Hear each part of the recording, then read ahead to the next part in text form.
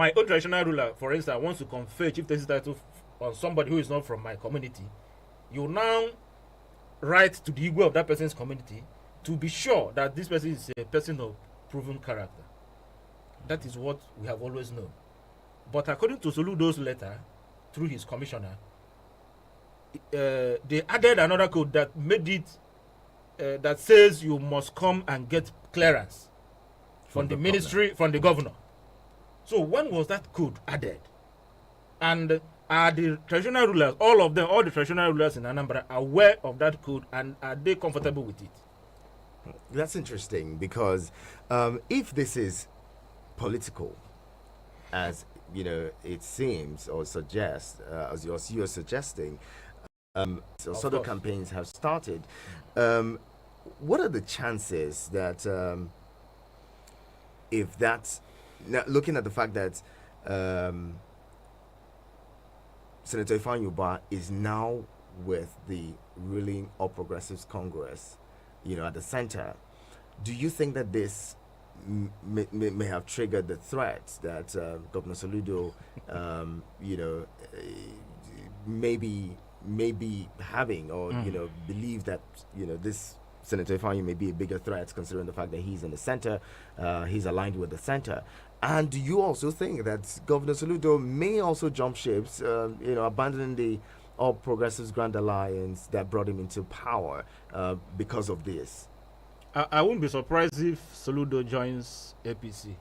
I wouldn't be surprised at all, I want to tell you in all honesty that anybody in Anambra who is sincere will tell you that Ifeanyi Ubah is a force. That if he's fighting you politically, he's a man that believes in the strength of the people. Well, if Ifeanyi Ubah could not defeat Governor Soludo at the last elections, the 2021 elections, where he's even governor, do you think he stands a chance now that Soludo is governor? When Senator Ifeanyi Ubah contested against Soludo in 2021, he contested against the governor. He contested against those powers, including, in fact, with Anambra's money. But that election was adjudged to be fair, because, I mean, it was one election where Nigerians really, it was one election that gave Nigerians hope in the 2023 elections. I was in Anambra. I was in Anambra during that election. In fact, I was in the field. I tell you, remember that election was done when the issue of unknown government started, and they started by burning, shooting people doing campaigns, burning campaign vehicles and all that. And within that period, Ifeanyi Ubah suspended his campaign and said he doesn't want anybody to die on his account. He never campaigned anywhere again when that stuff started. He was just like, let the will of God be done. And eventually, I remember that some of them took their campaigns to Lagos at the time. Yes, at the time he even went to Lagos instead of campaigning in Anambra State. So eventually the election was done, and Governor Soludo won. All right, and he won because, as a professor, as former governor of Central Bank, as a consultant in I think a World Bank or so, we thought that finally we have made the best choice so far. Many of our people voted him willingly because of what we believe he is. And that is why many of us are now getting terribly disappointed, especially those of us in the academia, because this man that we are looking up to, now he's showing that even the academia cannot even be trusted. You know, he's showing a whole lot of ineptitude and incompetence. It's unfortunate that this is happening. You know, he should focus, the governor should focus on providing security for Anambra people. Anambra today is not secured at all. If you were in the east during this festive period, it will look as if the entire police in Nigeria located to Anambra. That is because individuals are now buying their own security. It's not as if the government provided a police for our people. Individuals came back with entourages of to secure the lives and properties of Anambra people. He should focus on road construction. He should focus on providing dividends of democracy for our people. Let him forget about his opponent, when Ngige was the governor, remember, Ngige had opponents from everywhere, even at the federal level. The president then doesn't want to see him. What he did was he now embraced the people, started working that even 10 years after Ngige had left office, people were still worshipping him. That was why he won 21/21 in his second tenure. The same thing is applicable to P2B. Governor Soludo should focus on that and stop witch hunting his perceived political enemies. It will not lead us to anywhere. Well, it seems it's time for us to bring in our listeners. Well, I have more questions, but let's bring in our callers now. 09073530044 and 09087668888. You can send SMS and WhatsApp messages to 09097054450. Join in with your 2 cents if you've been listening to the conversation. Hello, good morning. Good morning, Hundu. We can hardly hear you. Yes. I'm so sorry. The quality of this call is really bad. You may want to call back, please. The numbers again are 090735300. Yes, I think you have done this in a bad faith. You see, it's high time the governors stop meddling into traditional affairs. Some of the traditional rulers have and in Imo State, titles to the individual, there's a law that before you confine a certain person traditional as a title man in the society, you write to the commissioner of local government like Senator Senator Ifeanyi Uba. You don't need to read that. Only the name, the senator of Federal Republic of Nigeria. The traditional ruler will not go to that process. It's only fair and this is what we want. Let at this bitterness in politics. You should not get into our system to that extent. Thank you. God bless you. Thank you very much, Chief Cosmos, for calling and sharing your thoughts. Let's get more callers. 09073530044 and 09087668888. We started the conversation with what's really expensive. This is the time that we're talking about young people coming into government with fresh ideas. But when you see young people coming to government that are failing, it is something that anybody can fathom. It is something we cannot understand. A lot of young people that have had the opportunity to come into government to perform so that we will now start, the platform. They are all failing. Yayabelo came on board and we were hoping that yes, the young person has come, but he ended up achieving little or nothing. So it's not just the governor of, Anambra State. But one thing is that, like your guests have said, Soludo is afraid of the forthcoming election. And the way he's gone about it is not right. Because Anambra State have had the opportunity of producing good leaders, starting from Chris Ngige, who was removed, and to Peter Obi, to William Obiano, have been there. And Anambra State, is one of the states that harbors most of the billionaires, in Nigeria. During the election there, you will see that some people spend their billion just to make sure somebody will not win. There are some billionaires in Anambra State, you will not even hear their names. But one thing is that Soludo should concentrate on governors. He should concentrate on having more achievements so that he can showcase it to the people when the time comes. He should stop, entertaining fear. And one thing again is that all our governors don't like conducting local government elections. Like in my state, before the governors conduct election, it was when he was about to leave office. But the new governor came in harsh earlier and he made sure he sacked all of them because he cannot work with them. They prefer to work with caretaker chairmen. They don't want to conduct election. And it's something that our national lawmakers, have to do something about it. Because starting from Peter Obi never conducted local government election. Willie Obi are not the same thing. It's not only him. So we are appealing to all these people. Let them concentrate on government and so that we can move forward. Thank you. Thank you very much for your call. Speaking of local governments and why governors do not conduct local government elections, even in Osun State, where the governor wants to conduct elections, the APC has sued him for, appointing a PDP member as the chairman of the state election commission. This is isn't it just wrong to have a constitutionally recognized arm of government, tier. or tier of government elected Before his arrival. Yeah, I mean, it doesn't make sense that you're sacking people who were duly elected by their people to represent them as local government chairmen.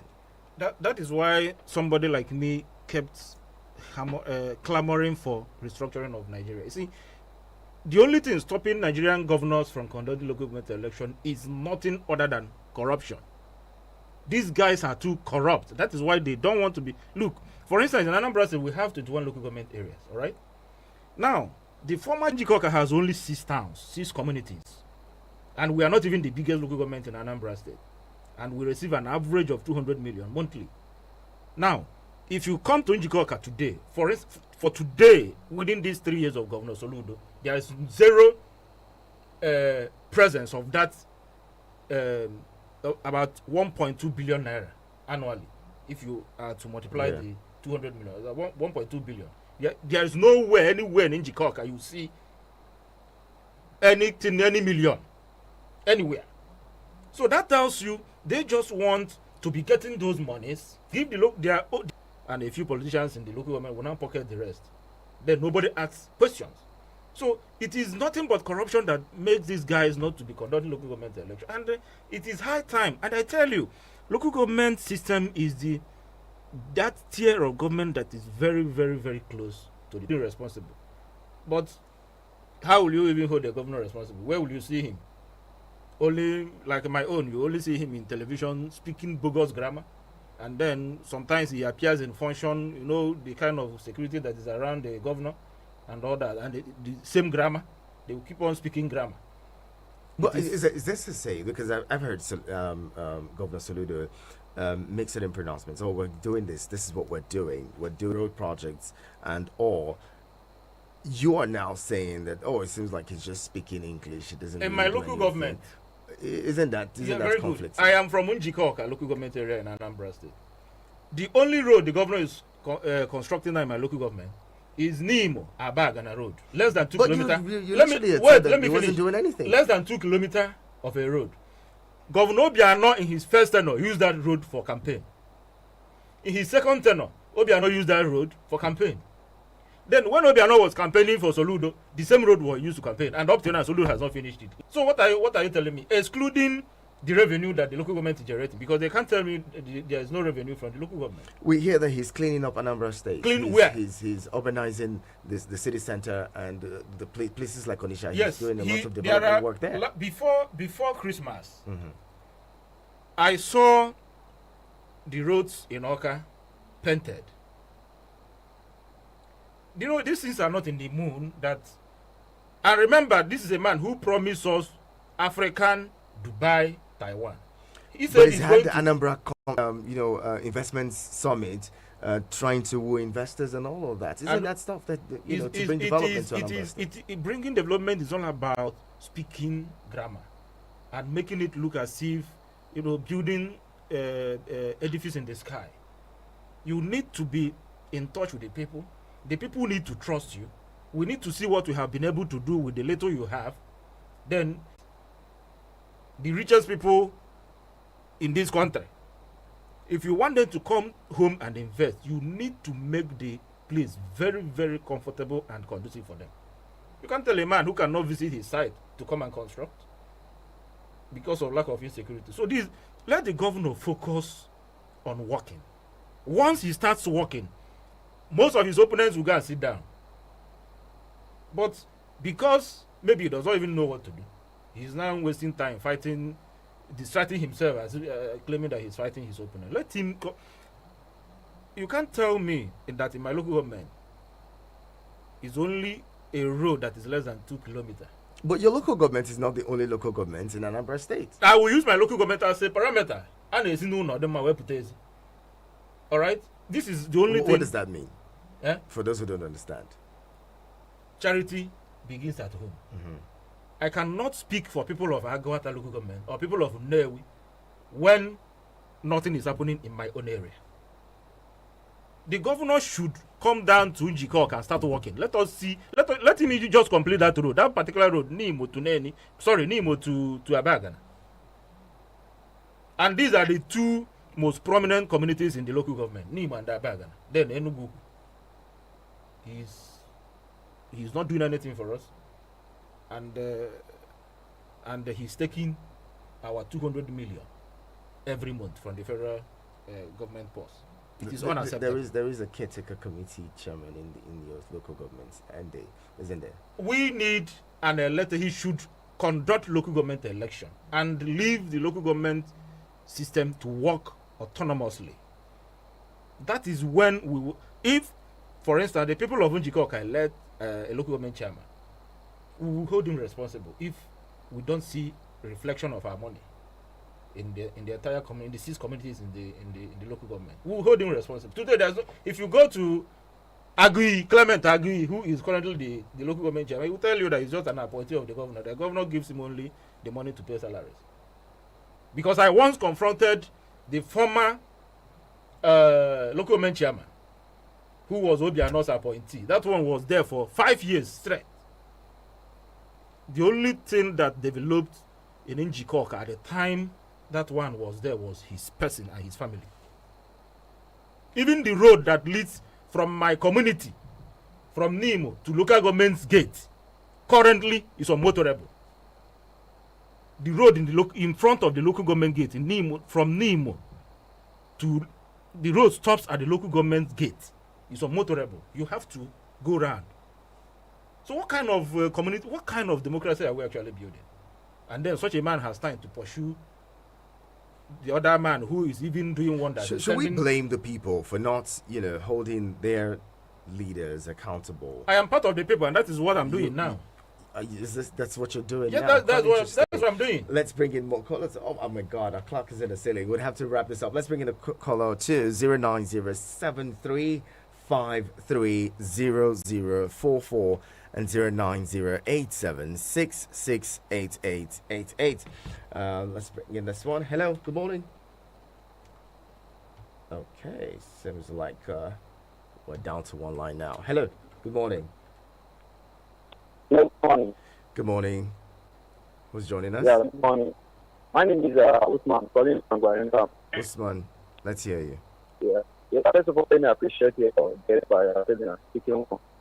I must comment with this issue of local government autonomy and this issue of because it is all over Nigeria.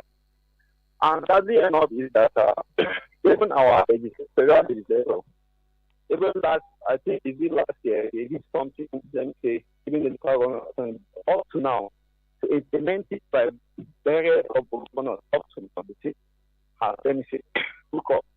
So what I would say is that this issue has to the extent that only Mr. President can intervene in this matter. Because the way things are going now, I think that only Mr. President that intervene in this issue of our local government honor. Because of the issue of insecurity we are having. That is the lot that local government we are giving them a consideration that says that there must be a democratically elected local government in all the local government that we have. But this government of Anambra is not only Anambra. Then if my state up to now, they are almost the local government that was there. They were elected by the administration for almost 5 years up to now.